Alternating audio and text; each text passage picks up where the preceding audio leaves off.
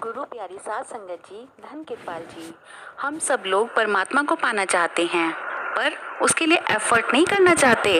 हमारे दिमाग में है कि अगर हम परमात्मा को पाना चाहते हैं तो जब मर्जी पा लेंगे, पर क्यों ना उससे पहले हम अपनी बैंक बैलेंस को बढ़ा लें, अपनी ज़मीन जायदाद इकट्ठी कर लें, अपनी ये जिम्मेदारी पूरी कर लें और अपनी वो जिम्मेदारी पूरी कर लें और इसी में अपनी सारी ज़िंदगी निकालते रहते हैं। पर यदि हमें कहीं से भी ये पता चल जाए कि हमारी कुछ समय बाद मृत्यु होने वाली है, चाहे हम अपनी जवानी अवस्था में हैं, चाहे बुढ़ापे की अवस्था में है और चाहे बचपने में है, यदि हमें ये पता चल जाए कि हमारी कुछ समय बाद मृत्यु होने वाली है, तो भी हमारी लाइफ में ये नहीं पहले आता कि हम परमात्मा की तरफ अब तो ध्यान दें। तब भी हम क्या सोचते हैं कि हम लोग पहले अपनी ये जिम्मेदारी पूरी कर ले, पहले अपने बच्चों का करियर बना ले, पहले अपनी बीवी के लिए कुछ इकट्ठा कर जाए ताकि उसको बाद में प्रॉब्लम ना हो। यही सब सोचते सोचते अपनी ज़िंदगी को बिताते हैं। आइए इस पर एक कहानी सुनते हैं। एक बार एक सेठ जी बहुत कंजूस अपने बही खाते में बनाते थे, कंजूसी भरा हाल था। जो भी लोग उनसे पैसे मांगता था वो उस पर ब्याज बहुत ज़्यादा लगाते थे और अपनी ज़िंदगी बिता रहे थे। एक बार वो सेठ जी कहीं बाहर गए हुए थे, वहाँ से वापस आए तो उन्होंने कोई कूली ढूंढना चाहा जो उनका सामान उठा सके। अब कूली मांगता, बहुत पुराने टाइम की बात है, तो कूली मांगता अगर 10 रुपये, तो जो सेठ जी थे वो कहते मैं तो 2 ही रुपये दूंगा। इतने कंजूस। अब उनका सामान कौन लेकर जाए? 10 रुपये के 2 रुपये कौन लेगा? पर सेठ जी नहीं माने। एक कूली से पूछा, 2 से पूछा, 3 से पूछा, 4 से पूछा, पर कोई भी तैयार नहीं था। कहते हैं ना, परमात्मा को कभी कभी हम पर बहुत दया आ जाती है। तभी एक बूढ़ा व्यक्ति आया और बोला कि लाओ मैं तुम्हारा सामान उठा लेता हूँ। तो उस सेठ जी ने पता क्या बोला? बोला कि मैं आपको 10 रुपये 8 रुपये नहीं दूंगा, मैं सिर्फ 2 रुपये दूंगा। तो कूली बोला कि आप ऐसा करना, आप 2 रुपये भी मत देना, आप मेरे साथ चलो, पर आपके जहाँ आपको जाना है वहाँ जाने में आपको 1 घंटा लगेगा, मेरे साथ चलना पड़ेगा। पर जो मैं आपको रास्ते में कहानी कथा जो भी कुछ सुनाता जाऊं, आपको उसमें हंगूरे देने पड़ेंगे। जैसे हूं करके हंगूरे देते हैं ना, तो वो हंगूरे देने पड़ेंगे। यदि आप कहीं पर भी हंगूरे देना भूल जाएंगे, मैं वहीं पर रुक जाऊंगा। सेठ जी ने कहा ये तो और भी अच्छा हो गया, मेरे 2 रुपये भी बच गए। तो सेठ जी बड़े खुश हुए, कहने लगे ठीक है, हंगूरे देने में मेरा क्या जाता है, मैं हंगूरे दे दूंगा। अब वो बूढ़ा व्यक्ति कूली और साथ में सेठ जी चल पड़े। जो कूली था उसने अपनी कहानियाँ सुनानी शुरू की। सेठ जी अंगूरे देते गए।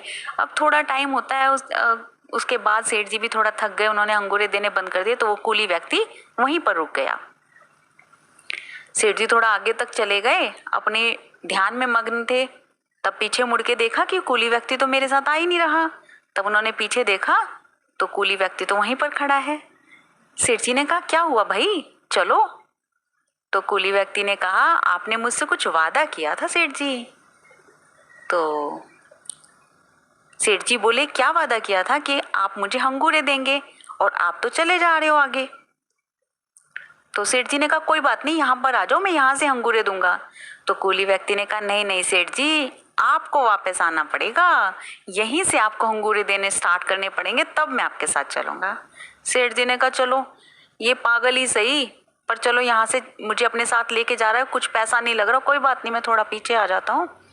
सेठ जी पीछे आए और उस कूली व्यक्ति के साथ अंगूरे देते हुए आगे बढ़ने लगे।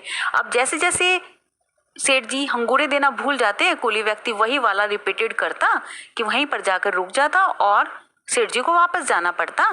ऐसे करते करते जब सेठ जी का घर आने वाला था, तब कूली व्यक्ति ने कहा देखो सेठ जी, आज से 8 दिन के बाद आपकी मृत्यु हो जाएगी। सेठ जी को गुस्सा आने लगा, ये कैसा आदमी है, मैं अट्ठा कट्टा खड़ा हूँ, अभी अभी घूम के आया हूँ, और ये बोल रहा है कि मेरे को मृत्यु आएगी, ऐसा कैसे हो सकता है। तो सेठ जी ने कहा ये क्या बकवास किए जा रहे हो, तो कूली व्यक्ति ने कहा, ठीक है, तुम्हें मेरी बात पर विश्वास नहीं है, पर इस बात को सुन लो। तब सेठ जी ने बोला, इतनी इसकी बातें सुन ली, चलो ये एक और सही। तो उस बूढ़े व्यक्ति ने कहा कि आपको आज से 8 दिन के बाद मृत्यु आएगी और आपको जब आप ऊपर जाओगे मरने के बाद आपसे हिसाब लिया जाएगा। आपने पूरी जिंदगी में कोई एक भी कार्य अच्छा नहीं किया है, इसलिए वो लोग आपको नरक में डालने की बात करेंगे। सिर्फ ये जो 1 घंटे का सत्संग मैंने आपको सुनाया है, इसी का फल अच्छा है। जब वो आपसे कहने लगे ये बात, तो आप कहना कि मुझे 1 घंटे का फल पहले चाहिए। सेठ जी ने कहा, ठीक है। अब क्या होता है, सेठ जी के मन में थोड़ा संशय तो आ ही गया था। उन्होंने अपने कार्य को और जल्दी जल्दी स्पीड से करना स्टार्ट कर दिया कि ऐसे ऐसे उस बूढ़े कूली ने कहा था, क्या पता किसी की बात सच निकल जाए। हालांकि उनको उन पर विश्वास नहीं था, लेकिन फिर भी उन्होंने अपने काम को थोड़ा जल्दी करना स्टार्ट कर दिया। अब क्या होता है, सच में 8वें दिन उन सेठ जी की मृत्यु हो जाती है। जब वो ऊपर जाते हैं, उनको यमराज के पास पेश किया जाता है, तो सेठ जी से कहा जाता है कि बही खाते में तुमने कोई भी कार्य अच्छा नहीं किया है, तुम्हें नरकों में जाना पड़ेगा। सेठ जी ने कहा, ध्यान से देखो एक बार। सेठ जी को उस बूढ़े व्यक्ति की बात याद आ गई। उन्होंने कहा, ध्यान से एक बार मेरा बही खाता दोबारा चेक किया जाए। जब दोबारा बही खाता चेक किया गया तो उन्होंने कहा कि हाँ हाँ, 1 घंटे का सत्संग है जो तुमने सुना था। तो सेठ जी से पूछा गया कि तुम्हें क्या चाहिए, उस 1 घंटे का फल चाहिए या फिर पहले नरकों में जाओगे, बाद में उस 1 घंटे के फल को भुगतोगे स्वर्ग में जाकर। सेठ जी ने कहा, नहीं नहीं, मुझे तो उस 1 घंटे का ही फल पहले चाहिए। अब सेठ जी को स्वर्ग में ले जाया गया। 2 दूत स्वर्ग के बाहर खड़े कर दिए गए, क्योंकि स्वर्ग में कोई और जा नहीं सकता। स्वर्ग के बाहर 2 दूत खड़े कर दिए गए और सेठ जी अंदर जाकर बैठ गए। अब जो गुरु नानक देव जी वहां पर बैठे हुए थे, सेठ जी ने देखा, अरे ये तो वही कूली है जिसके साथ मैं आया था और जिसने मुझे सत्संग सुनाया था। अब तो सेठ जी के रोम रोम कांप उठा और कहने लगे कि आप तो वो कूली बनकर आए थे। तो गुरु नानक देव जी कहने लगे कि हाँ हाँ बेटा, कभी कभी मुझे अपने बच्चों के लिए कूली भी बनना पड़ता है।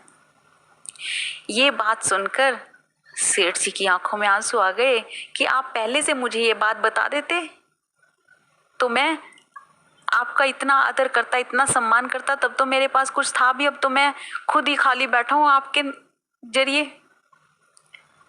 तो गुरु नानक देव जी ने कहा कि बेटा, जो गुरु होता है उसे अपने बच्चे से कुछ चाहिए नहीं होता, वो अपने बच्चों को कुछ देने के लिए आते हैं। पर बच्चे लेना नहीं चाहते। जब सारी जिंदगी उनकी ऐसे ही बीत जाती है तो कभी कभी गुरु को दया आ जाती है और वो उनका भला करने के लिए एक कूली भी बन जाता है। तब वहां पर सत्संग चल रहा था। अब सत्संग चलता रहा, 1 घंटा बीतने लगा। अब वो पीछे से इशारा कर रहे हैं यमराज के दूत, और जो सेठ जी है वो पीछे मुड़कर जैसे ही देखते हैं, गुरु नानक देव जी उसको कहते हैं बैठ जा, और आगे कर उसको बिठा लेते हैं। उसको कहते हैं पीछे मत देख। अब ऐसे ही काफी टाइम तक सत्संग चलता रहा, काफी घंटों तक चलता रहा। उसके बाद जब वहां से गुरु नानक देव जी बाहर निकले तो दूत जो बाहर खड़े हुए थे बोले कि माफी चाहते हैं गुरुदेव, पर आपके यहाँ पर हमारा एक बंदा आया हुआ है जिसने सारी जिंदगी कोई भी अच्छा कार्य नहीं किया, तो प्लीज आप उसको बाहर भेज दीजिए। गुरु नानक देव जी बोले, आपका बंदा बैठा है? कहने लगे, हाँ हाँ, वो जो ये बैठा हुआ है, ये इस सेठ बना हुआ था, इसने सारी जिंदगी लोगों से मार मार कर ही खाया है, कभी इसने किसी का कोई भला नहीं किया। तो गुरु नानक देव जी बोले कि जब उसने वो 1 घंटे का सत्संग सुना था उसका फल तो उसको मिल गया, पर जो आज इसने 3-4 घंटे का सत्संग यहाँ पर सुन लिया उसका फल उसको कब मिलेगा। ये बात सुनकर वो जो यमराज के दूत थे वो भी डर गए और वहां से भाग गए।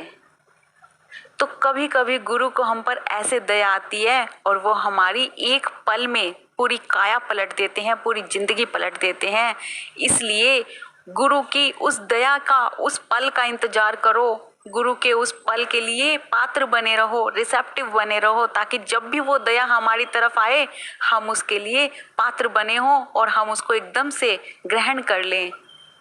गुरु की दया कब हम पर हो जाए और कितनी हो जाए हमें कुछ नहीं पता, पर अगर हम रिसेप्टिव होंगे, हम पात्र होंगे, तो वो दया हम तक जब भी आएगी हम उसको ग्रहण कर लेंगे।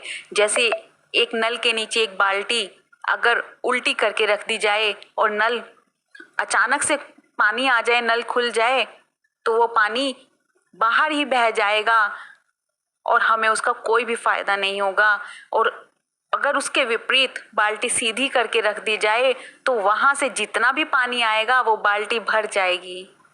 यही है हमारा रिसेप्टिव होना। अगर हम पात्र होंगे तो हम उस दया को अपने अंदर ग्रहण कर लेंगे और उस परमात्मा की दया से हम आनंद उठा लेंगे, उस दया का हम लाभ उठा लेंगे। और यदि हम अपनी बाल्टी को उल्टा करके रख देंगे, अब हम रिसेप्टिव ही नहीं बनेंगे, तो वो जो दया है वो आकर भी चली जाएगी और हमें उसका कोई लाभ नहीं मिलेगा, कोई फायदा नहीं मिलेगा।